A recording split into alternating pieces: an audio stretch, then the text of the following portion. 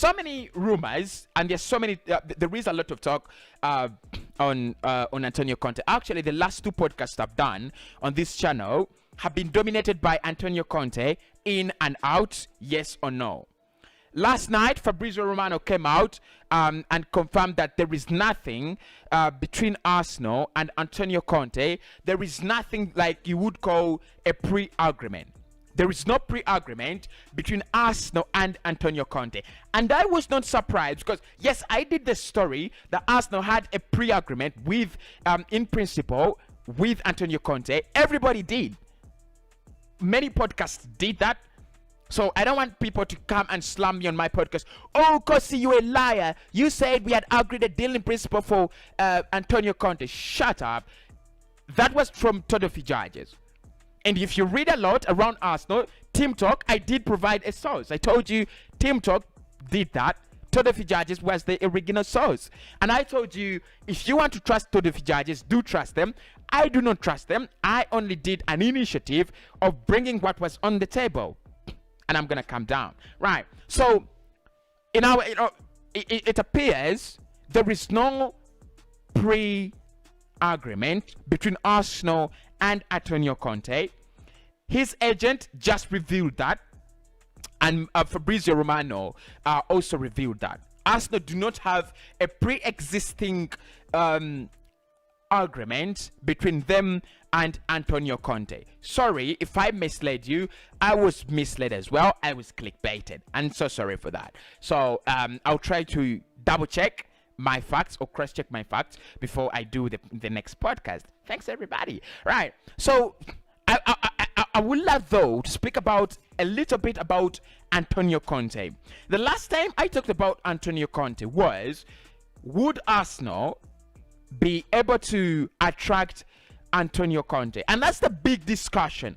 His agent says there is no pre-agreement in principle. There is no agreement in principle for Conte to join Arsenal, and that much now we know. There is no agreement for us to bring Conte home. So is Antonio Conte coming home at the moment? No. But we know there is a lot of pressure on the shoulders of Mikel, not from the board, not from the Cronkies, but from the media. If you look at the amount of, if you look at the nature of questions that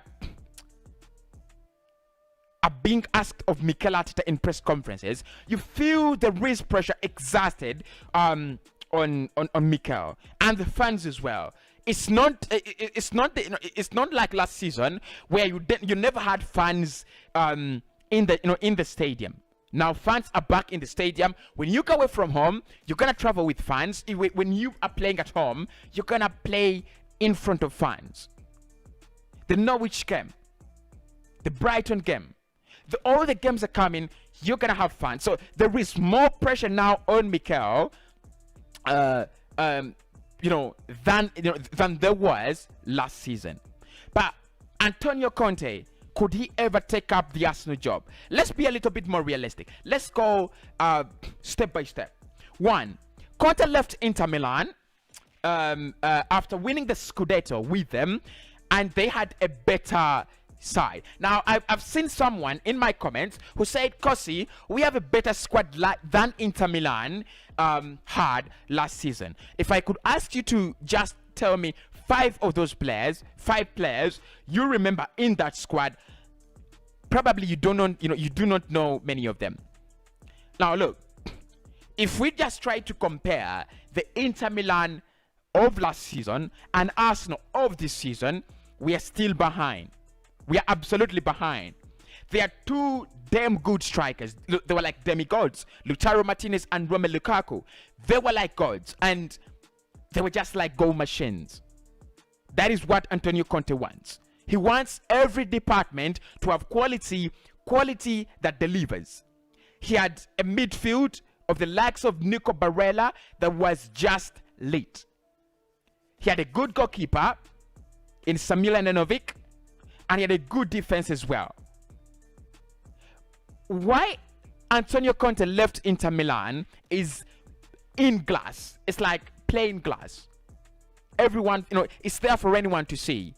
why he left Inter Milan is because he thought they are no longer sharing his ambitions. They are no longer sharing his dreams. They are no longer on the same page, and that's why he left Inter Milan. They decided to sell Romelu Lukaku after selling Achraf Hakimi as well, and they were willing to sell more and more and more. He told them, you know what? I built this squad. We have a very good squad here. We can win the Scudetto. We can defend the Scudetto. We can win it for the second time in a row. They told him, you know what? Screw the Scudetto. We have a big financial problem. We can't stand it. We are gonna sell the players. He decided to leave because he doesn't want to be close. He doesn't want to associate himself with clowns. If you have decided to act like a proper football club, act like one. That's what he told Inter Milan, and he left. If you want to act like a proper football club, act like one. Right, now we expect him to sign up for a club, Arsenal Football Club, that is not even acting like a proper football club. A merchandise machine that produces Arsenal kits all the time, and for fans to buy. That is what Arsenal is. Will Antonnio Conte, what kind of ideas are we going to sell to Antonnio Conte? Like, look, we have Odegaard, we have Saka, we have Smith Rowe. Yes, they are very good talents, but what do I have to do with these kids? Because that is the question he's gonna ask Edu or whoever is gonna try to employ him. What am I supposed to do with this bunch of kids? Do I win a league with them? No. Do I go to top 4 with them? Do I go to Champions League with them? No. Are you gonna back me? We have just spent 156 million on the current squad. Sorry, we can't give you more money.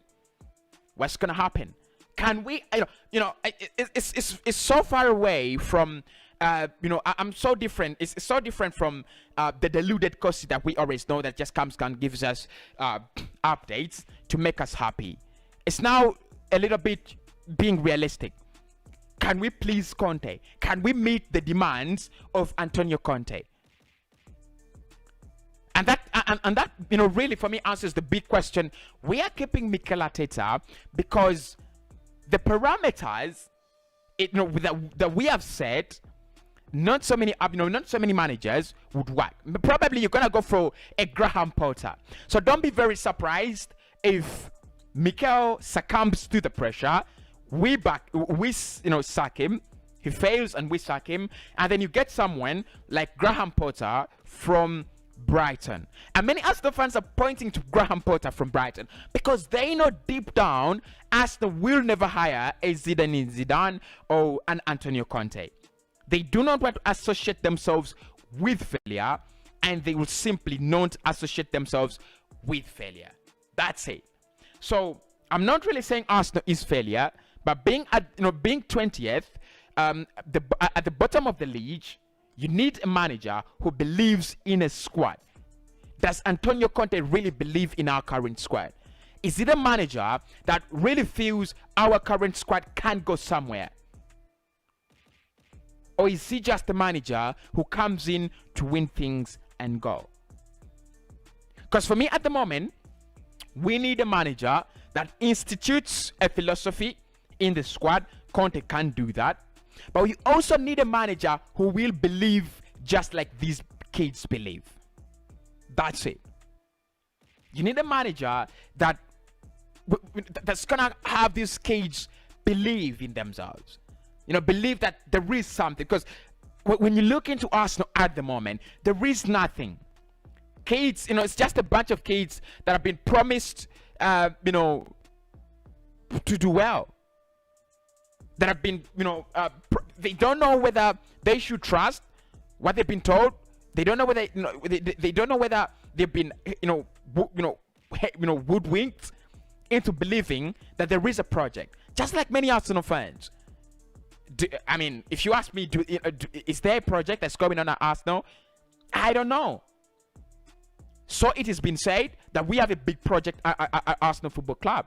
What exactly the fuck is going on in there? We do not know. You do not know. So, will Antonio Conte inspire? Is it because anyone who comes at Arsenal Football Club at the moment is getting a squad with an average age of 23, 22, 24. You have to inspire them before you can crack their heads into, I want this, you have to do this for me. They're kids. They're a bunch of kids. They even don't know what winning is like. They just want to win, but winning is just a fantasy. It's more like rain dropping down, and it is what? Beer, wine. It's like you just wake up one day and it is raining wine. That's what they feel when it comes to winning.